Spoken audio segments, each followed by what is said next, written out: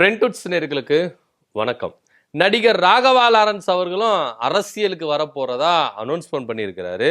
ஆனா பயங்கரமான சஸ்பென்ஸோட என்ன பண்ணிருக்காரு, ஒரு அறிவிப்பை வெளியிட்டிருக்கிறாரு. அவர் என்ன சொல்ல வராரு? அரசியல் கட்சி புதுசா ஸ்டார்ட் பண்ண போறாரா, இல்ல ஏற்கனவே இருக்கிற கட்சியில பயணிக்க போறாரா, இல்ல புதுசா ஆரம்பிச்சிருக்கிற அண்ணாமலை அவர்கள் கட்சிக்கு சேர போறாரா, இல்ல விஜய் கட்சியிலேயே வந்து இணைய போறாரா அப்படின்னு ஒரு பெரிய சஸ்பென்ஸ் வச்சிருக்கிறாரு. ஓப்பனா படார்னு சொல்லவே இல்ல. ஒண்ணு நான் விஜய் கட்சியில சேர்ந்து திருச்சி கிழக்குல நிக்க போறேன் அப்படின்னு சொல்லல. இல்ல அண்ணாமலை கட்சி ஆரம்பிச்சிருக்கிறாரு, அந்த கட்சியில போய் இணைஞ்சு நான் என்ன பண்ண போறேன், மக்கள் பணி ஆற்ற போறேன் அப்படின்னு சொல்லல. சோ இவங்க ரெண்டு பேருக்கு ஈக்குவலா மூணாவது ஆளா நான் புதுசா ஒரு அரசியல் கட்சி ஆரம்பிக்க போறேன் அப்படின்னு அவர் சொல்லல. சோ என்னதான் சொல்ல வராரு அப்படின்னு பயங்கரமான ஒரு குழப்பமான ஒரு சூழ்நிலையில் இருக்கிறாரு நடிகர் ராகவா லாரன்ஸ். அவரு குழம்பி மற்றவங்களே குழப்பி வச்சிருக்கிறாரோ அப்படின்னு தான் பார்க்க வேண்டிய ஒரு விஷயமா இருக்கு. ஏன்னா இன்னைக்கு விஜய் அப்படின்ற ஒரு நடிகருக்கு எந்த அளவுக்கு இங்க மக்கள் மத்தியில ஒரு வரவேற்பு இருக்குது அப்படின்னு புரிஞ்சுக்கிட்டு தான் இன்னைக்கு நடிகர் ராகவா லாரன்ஸ் அவர்களும் அதே பாணியில என்ன பண்றாரு, அரசியல் கட்சி பிரவேசம், நான் அரசியலுக்கு வரேன் அப்படின்னு அவரு ஓப்பனா என்ன பண்ணிருக்காரு, அனௌன்ஸ்மெண்ட் பண்ணிருக்காரு. அவர் சொல்றதை வச்சு பார்த்தா ரஜினிகாந்த் அவர்கள் அரசியல் கட்சி ஆரம்பிக்கும் பொழுது ரொம்ப சந்தோஷமா இருந்ததாகவும், ரஜினிகாந்தோடு இணைந்து அவர் அரசியலுக்கு வரப்போற செய்திய அவங்க அம்மா கிட்ட, அவங்க கூட இருந்தவங்க கிட்ட எல்லாத்தையும் பகிர்ந்து கொண்டு இருந்திருக்கிறாரு. ஆனா அவங்க அம்மா அரசியலுக்கு வேணாப்பா, அது ஒரு சாக்கடை அப்படின்னு சொல்லிட்டு அப்போ கண்டித்ததாக அவர் என்ன பண்ணார், வருத்தப்பட்டு இருக்காரு. அதுக்கப்புறம் கொரோனா, அதுக்கப்புறம் வந்து ரஜினிகாந்த் அவர்கள் அரசியலுக்கு வரல அப்படின்னும் போது கொஞ்சம் ஒதுங்கியே இருந்திருக்கிறார்.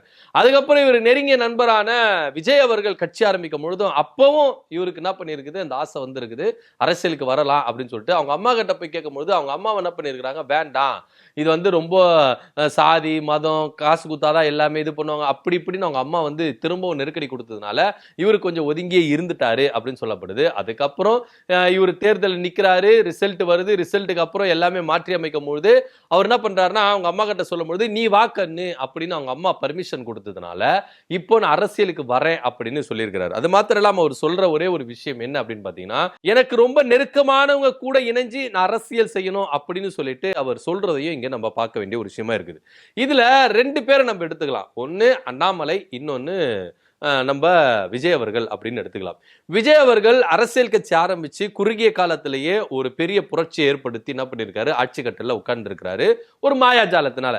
உண்மையிலேயே ராகவா லாரன்ஸ் அவர்கள் சொல்ற மாதிரி மக்கள் பணி ஆற்றி மக்களோடு மக்களா நின்று மக்களுக்கு சேவை செய்து இந்த ஆட்சி படத்துக்கு அவர் வந்திருக்கிறாரா விஜய் அப்படின்னா கிடையவே கிடையாது.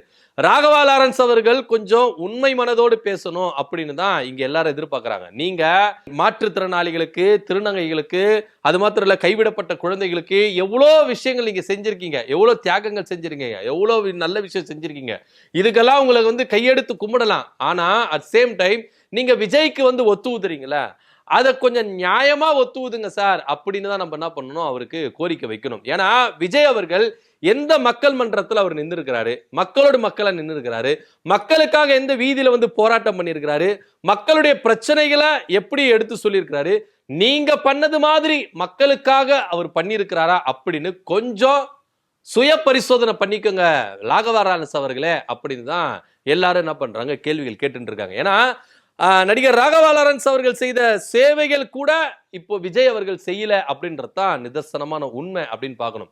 ஏதோ மக்கள் மத்தியில ஒரு நல்ல வரவேற்பு இருந்தது, வீட்டுல குழந்தைகள் அடம் பிடிக்கிறாங்க அப்படின்னு சொல்லிட்டு பெரியவங்களும் என்ன பண்ணிருக்காங்க, ஓட்டு போட்டிருக்காங்களே கண்டி ஒரு மாயாஜாலத்துல வந்த ஒரு வெற்றி தானே கண்டி. மக்களோடு மக்களா நின்று மக்களுக்காக போராட்டம் பண்ணி மக்களுக்காக பிரச்சனைகளை வீதியில இறங்கி மக்கள் பிரச்சனை கையில எடுத்து கொள்கை ரீதியாகவும் கோட்பாடு ரீதியாகவும் இவர் எந்த அளவுக்கு போராடி இருக்கிறாரு, மக்கள் படுகிற பிரச்சனைகளுக்கு முதல்ல தெரியுமா அப்படின்ற ஒரு பெரிய கேள்விக்குறிதான் இருக்கு. ஆனா இதுவே நடிகர் ராகவா லாரன்ஸ் அவர்களுக்கு மக்களுடைய பிரச்சனைகள் தெரியும். ஏன்னா அந்த வழியில இருந்து வந்ததுனால அவருக்கு அந்த வழிகள் தெரியும். இது விஜய் அவர்களுக்கு தெரியுமா அப்படின்னா தெரியவே தெரியாது. ஏன்னா ஆரம்பத்துல இருந்து சொகுசான வாழ்க்கையை வாழ்ந்தவர் இந்த விஜய் அவர்கள். ஆனா நீங்க அப்படி கிடையாது.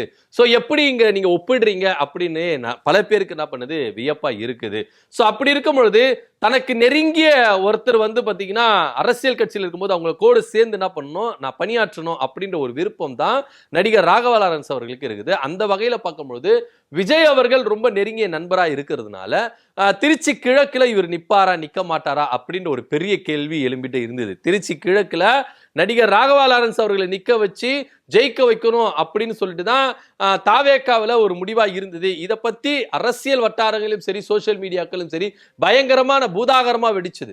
சோ சமீபத்துல நடிகர் ராகவா லாரன்ஸோட பேச்சுகள் எல்லாமே விஜய்க்கு ஆதரவாகவும் இருந்தது. இதெல்லாம் கூட்டி கழிச்சு பார்க்கும்பொழுது தாவேக்கா சார்பா திருச்சி கிழக்குல நடிகர் ராகவா லாரன்ஸ் அவர்கள் நிக்கிறாரு அப்படின்னு பலரும் என்ன பண்ணாங்க, உறுதிப்பட்டாங்க. ஆனா நடிகர் ராகவா லாரன்ஸ் அவர்கள் கொஞ்சம் வெயிட் பண்ணுங்க, நான் அரசியலுக்கு வரனா இல்லையா, தேர்தலில் நிக்கிறனா இல்லையா அப்படின்றத நானே அனௌன்ஸ்மெண்ட் பண்ணுவேன் அப்படின்னு சொல்லிட்டு 11ஆம் தேதி கெடு கொடுத்தாரு. ஆனா 11ஆம் தேதி துரதிருஷ்டவசமா ஐயா பாரதி ராஜா அவர்கள் இறந்ததுனால நான் என் முடிவை தள்ளி வைக்கிறேன், 12ஆம் தேதி நான் அனௌன்ஸ்மெண்ட் பண்றேன் அப்படின்னு சொல்லிட்டு ராகவா லாரன்ஸ் அவர்கள் என்ன பண்றாரு, டேட்டை மாத்தி வச்சு இன்னைக்கு அனௌன்ஸ்மெண்ட் பண்ணிருக்கு. எல்லாருமே எதிர்பார்த்தாங்க இவர் என்ன அனௌன்ஸ்மெண்ட் பண்ண போறாரு, தேர்தலில் நிக்க போறாரா இல்லையா, இல்ல விஜய் கட்சியில போய் சேர போறாரா, என்ன முடிவெடுக்க போறாரு அப்படின்னு சொல்லிட்டு இவங்க எல்லாருமே எதிர்பார்த்தாங்க. ஆனா கிட்டத்தட்ட 18 நிமிஷம் இவர் பேசின வீடியோ, 18 நிமிஷம். இதுல தெளிவான ஒரு முடிவே கிடையாது. நான் அரசியலுக்கு வரனா இல்லையா அப்படின்றது தெளிவா முடிவே இல்லை.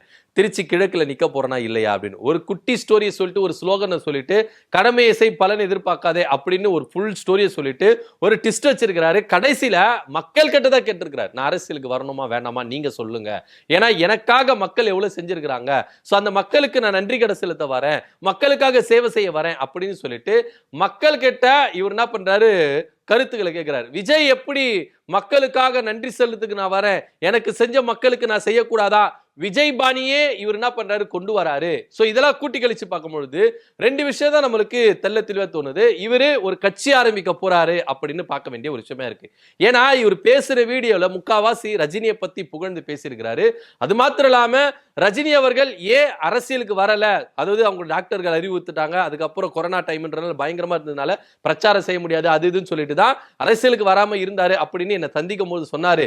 அது மாத்திரம் இல்லாம யாராவது ஒருத்தர் வரணும் அப்படின்னு சொல்லிட்டு அவர் ரொம்ப எதிர்பார்த்தாரு ரஜினிகாந்த் அவர்கள் அப்படின்னு சொல்லிட்டு அவர் என்ன பண்ணிருக்காரு, பகிர்ந்திருக்கிறாரு.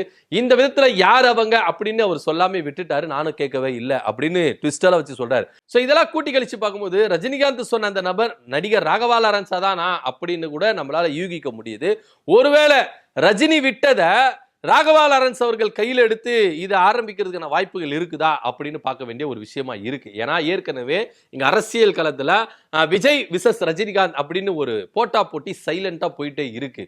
சோ அப்படி இருக்கும்பொழுது விஜயை இங்க டார்கெட் பண்ணி வீழ்த்தணும் அப்படின்ற பட்சத்துல நடிகர் ராகவா லாரன்ஸ் அவர்கள் ஏன் ரஜினியோடைய கலப்பையை கையில் எடுக்க கூடாது அப்படின்னு சொல்லிட்டு இப்போ அவர் என்ன பண்ணிருக்காரு, ட்விஸ்ட் வச்சு பேசியிருக்காரு. சோ அப்படி பார்க்கும்பொழுது ரஜினி வழியே ராகவா லாரன்ஸ் அவர்கள் பின்பற்றுறதுக்கான வாய்ப்புகள் இருக்கு.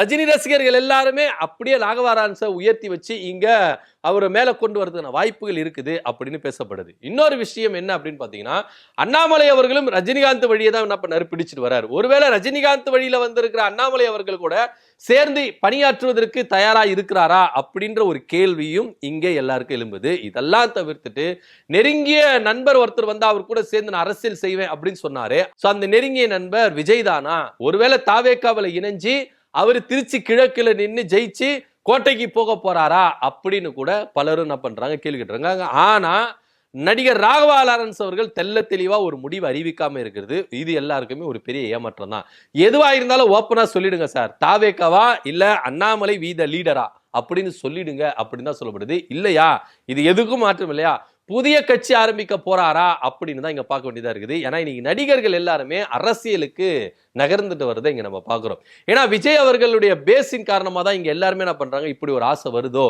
அப்படின்ற ஒரு கேள்வி இருக்கு. ஏன்னா எந்த ஒரு பின்புலம் இல்லாம எந்த ஒரு விஷயம் இல்லாம நடிகர் விஜய் அவர்கள் கட்சி ஆரம்பிச்சுட்டு மக்களுடைய சக்தியை நம்பி மட்டும் வந்து என்ன பண்ணிட்டாரு, ஜெயிச்சிட்டாரு அப்படின்னு எல்லாருமே நம்புறாங்க. ஆனா மக்கள் சக்தி அவர்கிட்ட உண்மையில இருக்குதா இல்லையா அப்படின்றது ஒரு பெரிய கேள்விக்குறியா தான் இருக்குது.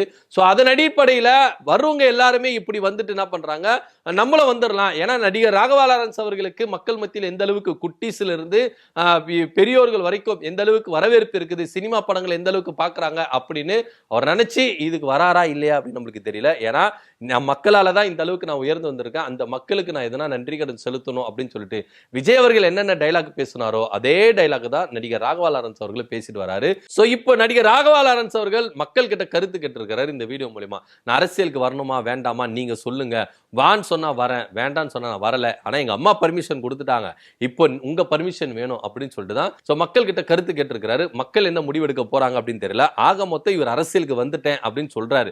ஏன்னா இது வரைக்கும் வரலன்னு சொன்னவரு இப்ப வந்துட்டேன்னு சொல்றாரு. ஒரு வகையில பார்த்தா ரஜினியோடைய அப்படியே ஃபார்முலாவை இவர் ஃபாலோ பண்றாரு அப்படின்னு பார்க்க வேண்டியதா இருக்கு. ரஜினியோட இடத்தை இவர் ஃபில் பண்றது. ஏன்னா நடிகர் ரஜினிகாந்த் அவர்கள் நடிகர் ராகவா லாரன்ஸ் அவர்கள் குருநாதர், எந்த அளவுக்கு ரெண்டு பேரும் வந்து ஒரு பாண்டிங்ல இருக்கிறாங்க அப்படின்னாலும் நம்மளுக்கு தெரியும். ரஜினிகாந்தோடைய விருப்பத்தை அப்படி அச்சசல் நடிகர் ராகவா லாரன்ஸ் அவர்கள் என்ன பண்ணார், பிசிறு இல்லாம செய்வாரு அப்படின்னு எல்லார் மத்தியிலும் ஒரு பிம்பம் இருக்கு. சோ ரஜினிகாந்த் ரசிகர்களும் இன்னைக்கு நடிகர் ராகவா லாரன்ஸ் அவர்களுக்கு ஆதரவுகள் தெரிவிச்சுட்டு வருவதையும் நம்ம என்ன பண்றோம், கருத்துக்களை முன்வைக்கிறோம். சோ கூடிய விரைவில் அவர் தனி கட்சி ஆரம்பிக்க போறாரா, இல்ல விஜயோட சேர போறாரா, இல்ல அண்ணாமலையோட சேர போறாரா? நீங்க நடிகர் ராகவா லாரன்ஸ் அவர்கள் அரசியல் வரதுக்கு விரும்புறீங்களா, இல்ல அவரு விஜய் கட்சியில சேர்த்து நல்லா இருக்குமா, இல்ல அண்ணாமலை கட்சியில சேர்த்து நல்லா இருக்குமா, இல்ல இவங்க ரெண்டு பேருக்கு மாற்றா மூன்றாவது ஒரு கட்சி ஆரம்பிக்கிறதுக்கு நீங்க நினைக்கிறீங்களான்றதை கீழே கமெண்ட் பண்ணுங்க. நன்றி, வணக்கம்.